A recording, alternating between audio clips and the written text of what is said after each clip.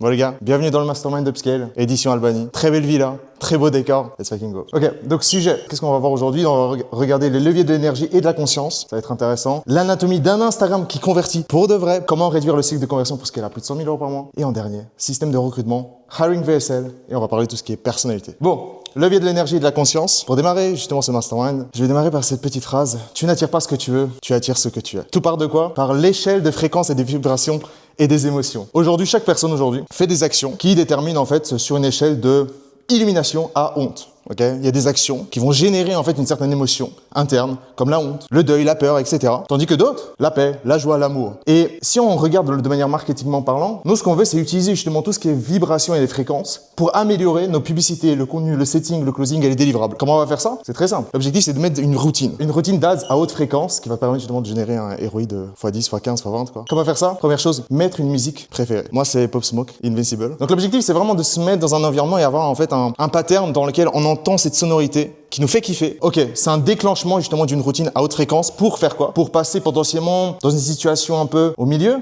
à vraiment monter en énergie parce que l'énergie elle est transmissible à travers les publicités, le contenu, le setting, le closing, le délivrable. Donc l'objectif c'est créer en fait une sonorité, un pattern au cerveau de se dire ok, je commence à rentrer dans un monde à haute fréquence. Ensuite, on va faire quoi? On va regarder ses résultats clients. C'est trop satisfaisant de voir ses résultats clients parce que c'est le reflet de la joie, la paix. Ok, c'est vraiment de se dire putain, je fais quelque chose de réel qui permet aux gens d'avancer, sourire, pareil. Ok, même bêtement, même si on n'a pas grand chose à sourire, mais sourire, ça permet justement inévitablement d'augmenter la haute fréquence et du coup, déterminer en fait une certaine confiance absolue par des affirmations, etc. Et ensuite, terminer par genre faire 10 prises d'ads, 10 prises de contenu, etc.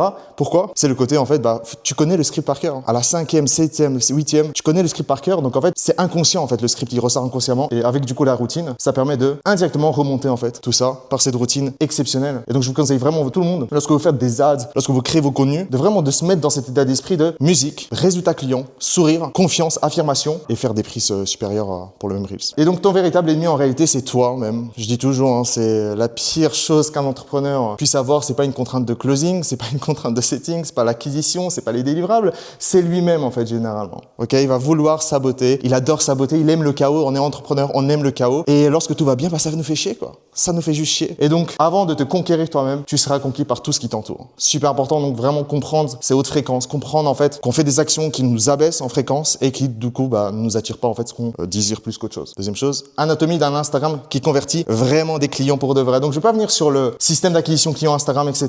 Petit rappel, voilà, Instagram Ads, abonnement, DM, VSL, formulaire, booking, appel d'inscription. Première chose, ton compte Instagram doit montrer que tu es une autorité du milieu. Du coup, pour rebondir au deuxième, c'est l'habit fait le moine aujourd'hui. On arrive sur le compte Instagram, on se dit, ok, c'est une personne experte ou non, instantanément. Et si elle n'est pas experte, je ne vais pas la follow, je ne vais pas la suivre, ça n'a aucun intérêt, ce n'est pas l'expert en fait que je cherche, qui va résoudre ma problématique. Donc c'est super important de se positionner en fait et créer. La première page en fait, c'est une landing page, c'est une page d'atterrissage d'Instagram, de se dire, ok, c'est lui en fait, c'est lui l'expert, je vais le suivre parce qu'il a quelque chose à m'apporter. Mais si ça renvoie pas en fait, on va pas suivre des personnes moyennes en fait. On suit toujours des personnes meilleures que soi. Donc l'habit fait le moine, super important. Et donc maintenant le troisième, tu ne crées pas ton feed pour toi, mais pour ton client idéal qui a l'argent. Je vois beaucoup de personnes en termes de clients, c'est toujours ce que je dis toujours, c'est ouais mais pour toi ça peut être joli, mais si tu te mets à la place vraiment de ton client idéal qui a l'argent, tu sais que dans sa poche, qui est prêt justement, qui a une problématique que tu peux résoudre et que tu as une solution à lui donner, fondamentalement qu'est-ce que lui il aimerait voir sur ton compte Instagram? Qu'est-ce que lui en fait il veut absolument que tu puisses transmettre, que ce soit en termes de leadership, énergie, preuve sociale. Donc c'est super important d'optimiser tout ça. Parce que quatrième chose, on ne te paye pas pour ton contenu, on te paye pour ton identité. Ok, on va suivre des leaders, on va suivre des personnes qui nous inspirent et donc vraiment partager la vision, certitude, leadership et on va voir justement les types de contenus qu'on va partager sont super importants d'ancrage en fait parce que les gens n'achètent pas votre offre, en fait ils achètent vous à la fin des temps, vous, votre coach et votre présence en ligne, comment vous comportez en ligne, faire en sorte à quel point vous convertissez ou non en fait derrière. Donc à quoi ressemble un bon Instagram? Photo professionnelle avec un visage éclairé, on voit vraiment le visage très haute qualité, la biographie, donc c'est extrêmement simple, hein. Pour qui c'est, ok, donc qui est notre cible, coach, nanana, à atteindre situation désirée, ok, résultat le quoi, possiblement mettre le mécanisme unique ici, donc Zenscale, rajouter de la preuve sociale, 8 thèmes générés pour les clients et un CTA qui va rediriger par exemple pour un school, ici c'est un school YouTube, VSL Typeform Funnel, webinaire challenge, ça dépend justement des profils de chacun. Concernant les story align, il n'y a pas vraiment de règles, de nouveau on revient sur le principe de qu'est-ce que la personne aimerait me voir. Moi je sais qu'à quel point littéralement on a closé des clients chez Upscale juste parce qu'ils ont vu résultat 32 quoi. Enfin, ils me voient comme une autorité, on revient sur ce qu'on a dit. Directement, l'habit fait le moine, on voit directement, ok, l'autorité, résultat 33 carrément. On clique pour voir, on va scroller un peu pour voir si c'est véridique. Oui, tout est véridique, tout est vérifiable. Et donc voilà, ça c'est concernant les story Allen, il n'y a pas vraiment de règles. On peut mettre la méthode, mais bon, principalement résultat client, c'est ce que les gens ils veulent voir. Et ensuite, 3 posts épinglés qui vont me mettre en autorité tout simplement quoi. Ok, par des case studies, ici par un mastermind, ici par un business magazine justement de Dubaï que j'avais fait. Des petites questions potentiellement sur Instagram que vous avez avant de passer justement comment réduire le cycle de conversion pour scaler inévitablement son activité. Je pas de question, mais c'est très pertinent sur la première partie parce que tu vois l'échelle de conscience. Moi, je le visualise souvent pour la vente. En fait, il faut le visualiser partout. Je me dis, on va faire des ads, on va faire des ads. On va faire du content, on va faire du content.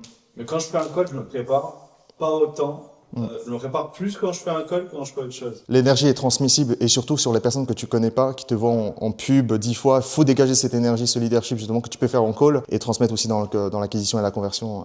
Ça peut être vraiment un game changer. Comment réduire le cycle de conversion pour scaler à plus de 100 000 € par mois? Et là, il y a une phrase de Dan Harry, donc un excellent marketeur. Et cette phrase qui est incroyable parce qu'en fait, elle revient sur les bases de changement de croyance, c'est la base du marketing que j'appelle. Les bons marketeurs trouvent leurs clients idéaux. Les meilleurs marketeurs créent leurs clients idéaux. Changement de croyance, ils modulent en fait brainwashing en fait sur leurs clients idéaux parce que tout le monde peut finalement être votre client idéal. Il faut simplement les marketer pour qu'ils se rendent compte que ils sont nos clients idéaux. Et du coup, comment faire ça? Ok, c'est extrêmement simple. Il y a différents types de contenus, top of funnel, middle funnel, bottom of funnel et surtout direct response qui va être important. Donc, top of funnel, on a le no, donc c'est la connexion. Vraiment, la question qu'on se pose quand on crée ce type de contenu, c'est est-ce que je t'aime bien? Ensuite, on arrive sur le middle funnel, on a le like. Donc, milieu de l'entonnoir, on a le like, c'est on va partager plus de la valeur. Et la question en fait qu'on a besoin de répondre, c'est au prospect, c'est qui se pose lorsqu'il va regarder votre contenu like, c'est fondamentalement est-ce que tu peux m'aider? Ok, est-ce que tu peux prouver ton expertise? Ensuite, on arrive bottom of funnel sur les 2 dernières parties. Bottom of funnel, la preuve, et on va répondre à la question de est-ce que ça va marcher pour moi? Super important, donc ne pas simplement mettre des témoignages pour mettre des témoignages, mais rajouter du contexte pour que les gens puissent se voir à travers justement vos témoignages pour répondre à cette question, est-ce que ça va marcher pour moi? Ensuite, on revient sur le dernier qui va vraiment passer à l'action. J'aime bien dire c'est la cerise sur le gâteau parce que là, ça fait vraiment une belle conversion et là, c'est vraiment la cerise sur le gâteau, pardon, pour demander en fait la conversion. On va demander la conversion, on va répondre à la question comment est-ce que je peux finalement démarrer avec toi, soit par des lead magnets, soit de faire justement des lancements, soit est-ce que tu veux en savoir plus,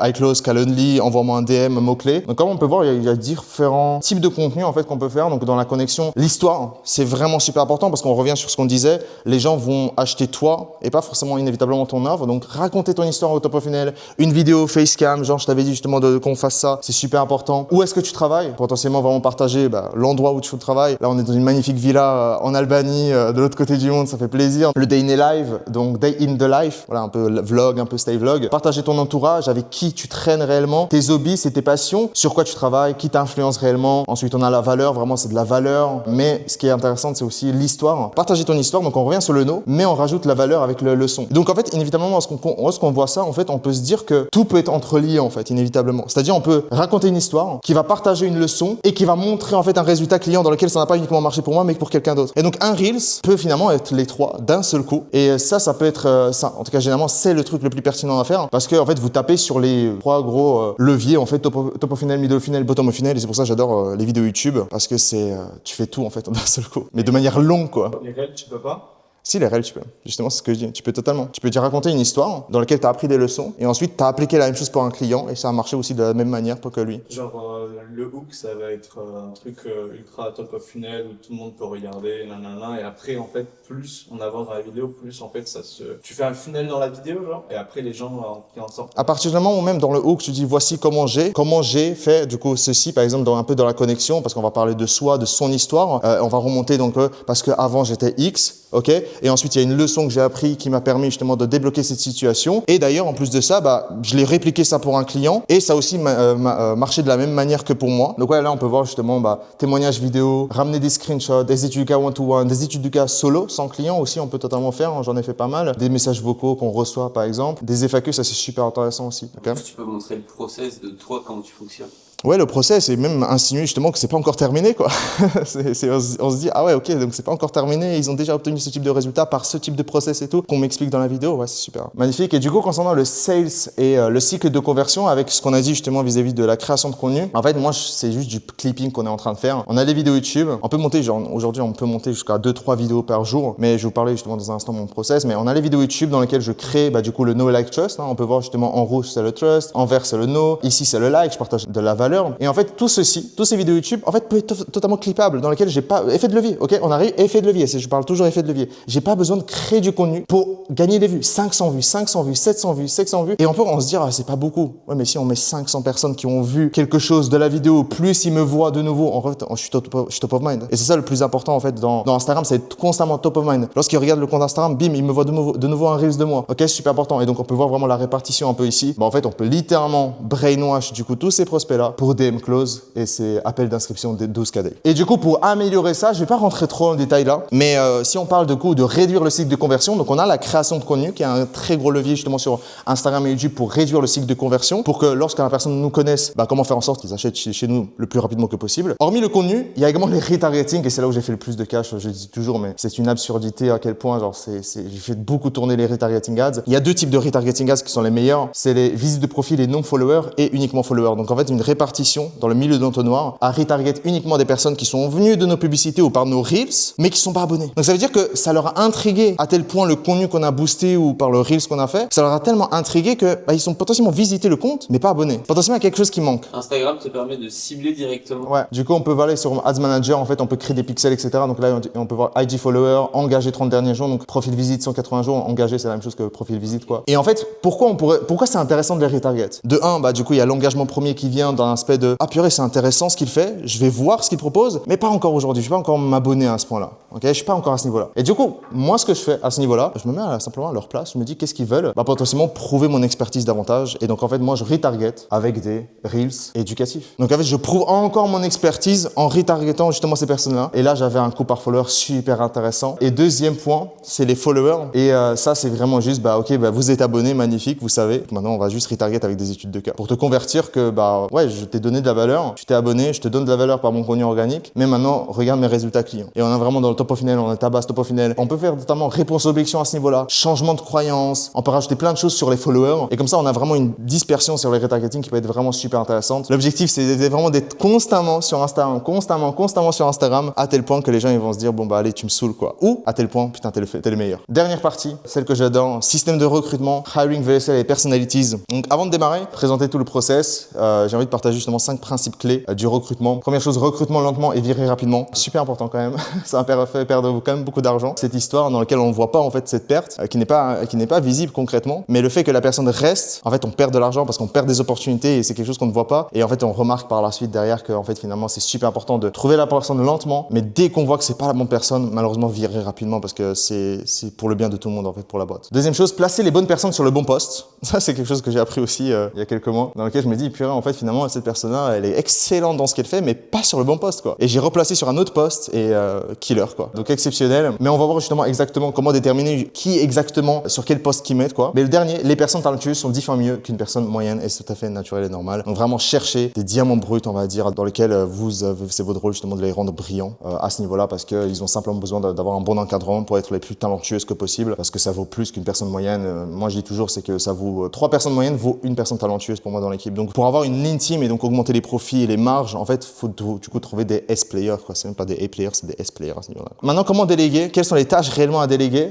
C'est plutôt simple, hein. Il y a 3 tâches spécifiques qu'on veut déléguer absolument en dernier dans son activité. La première, c'est les tâches sur lesquelles vous êtes fort. C'est la pire des choses de déléguer sur les tâches sur lesquelles vous êtes fort. Les tâches que vous adorez vraiment faire, okay, parce que c'est ce que vous aimez dans votre business en fait. Mais en dernier, bien sûr, vous allez déléguer, mais en dernier. Et le troisième, c'est les tâches qui ajoutent beaucoup de valeur immédiate pour votre business de manière monétaire. Généralement, c'est le closing. C'est pour ça justement, il faut faire vraiment déjà du chiffre avant de déléguer. Il y a des gens qui vont recruter des closers à 5K par mois. Il y a quand même, enfin, tu peux le faire quoi. Genre, tu peux le faire toi aussi. Et concernant la hiring VSL, donc comment faire en sorte justement de recruter des requins. Donc c'est extrêmement simple. L'objectif, c'est de faire en fait comme si c'était un funnel VSL, mais pour un recrutement quoi. Donc en fait ici l'objectif, c'est de headline, sub-headline, et ensuite VSL, et ensuite ici postuler et rediriger vers un Google Form. Dans la VSL, la structure c'est simple, un hook post, c'est comme une VSL. Dans ces vidéos, je vais t'expliquer exactement le post du setter que tu as besoin de savoir, et celui-ci va te permettre de générer entre 1000 et 4000 euros par mois, et etc. Vraiment, c'est un hook vraiment très pour hooker les personnes. La partie qui sommes-nous, pourquoi ce post existe, quels sont les profils recherchés, quelles sont les attentes vis-à-vis du post, vraiment très brutal. Et finalement, comment postuler, donc quelles sont les prochaines étapes, et on leur dit à la fin de postuler sur le bouton juste ci-dessous. Et lorsqu'ils cliquent sur le bouton, ils sont redirigés vers un Google Form, extrêmement simpliste. Mais il y a 2 questions les plus importantes. C'est le long vidéo, c'est vraiment la plus importante. C'est vraiment la personne, elle va permettre justement d'enregistrer une vidéo d'elle, dans laquelle elle pourra se présenter et partager son histoire, partager justement ses objectifs, etc. Et voir justement la température avant même qu'on le prenne en call. Et surtout la deuxième, c'est les personnalités qui va nous permettre de déterminer si la personne elle est vraiment faite pour ce poste ou c'est simplement de l'objet brillant pour lui. Surtout pour le setting, ça peut être compliqué. Mais du coup, avec cette question-là, ça nous permet justement de déterminer la personnalité de la personne. Pourquoi? Parce que ça nous permet littéralement de placer les